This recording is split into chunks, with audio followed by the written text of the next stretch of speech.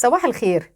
من يومين طلع تصريح لواحد قريب من يحيى السنوار، بيقول لك ان هو اتفاجئ برد فعل اسرائيل على احداث 7 اكتوبر. استنيت يومين ان حد من عندهم يطلع يقول لك لا ده ما حصلش والراجل ما اتكلمش، مفيش حاجة. ايه ده؟ اتخضيت يض على رأي محمد صبحي، اتخضيت من رد فعل اسرائيل على اللي انت عملته. طب احنا عندنا في مصر حاجة اسمها طاسة الخضة، والله ممكن نبعتها لك، بنحط فيها مية كده ونشربها للعيال الصغيرة وللستات اللي قلبها خفيف اللي بيتخضوا من اقل حاجة. امال قائد مقاومة ايه لما انت تتخض من رد فعل اسرائيل؟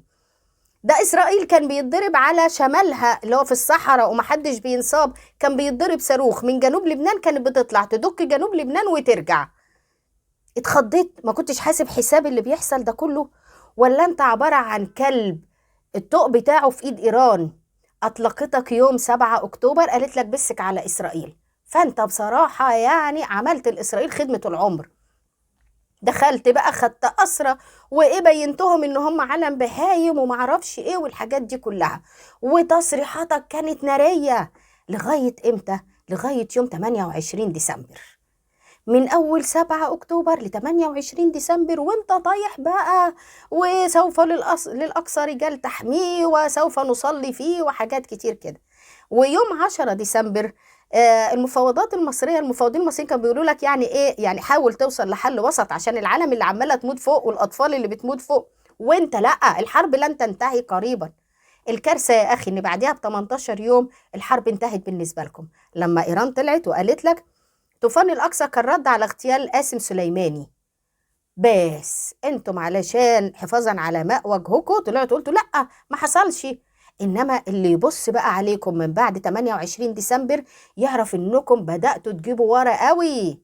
طب مش عارف ايه، طب رجعونا لغاية 7 حدود 7 اكتوبر. انت بتحلم؟ ده انت حققت لإسرائيل حلم عمرها، انها تاخد شمال غزة بحقول الغاز اللي موجودة في البحر المتوسط، وانها تعمل مشروع كبير قوي في غزة، وبالمرة تحدف الفلسطين على مصر، ويعني يا سلام تستريح منهم إلى الأبد. يعني أنت تفاجأت، بس الحق مش عليك، الحق على الخرفان اللي مصدقينك.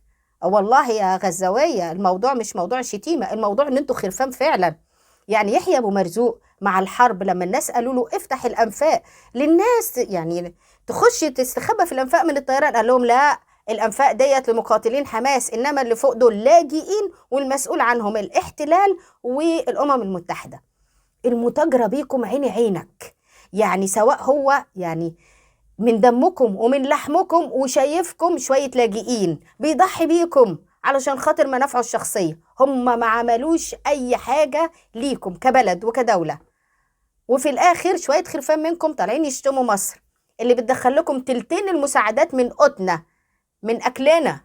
الغلا اللي احنا فيه في مصر ده بسببكم، أكلنا بندهولكوا ومع ذلك مش طمران، بس ده الطبيعي في عالم واطية زيكم.